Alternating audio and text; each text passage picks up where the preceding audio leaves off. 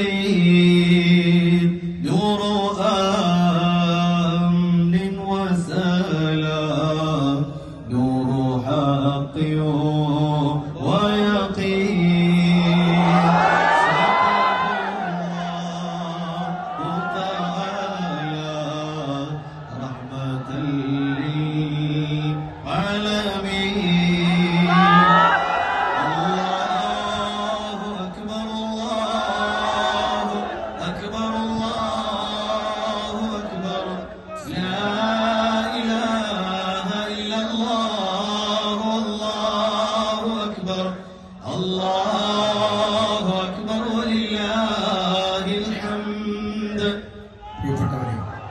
ആദരണീയരായ നമ്മുടെ നേതാക്കളൊക്കെ സ്ഥലത്തേക്ക് കഴിഞ്ഞു. ഞാൻ എന്റെ സ്വാഗത ഭാഷണം അവസാനിപ്പിക്കുകയാണ്.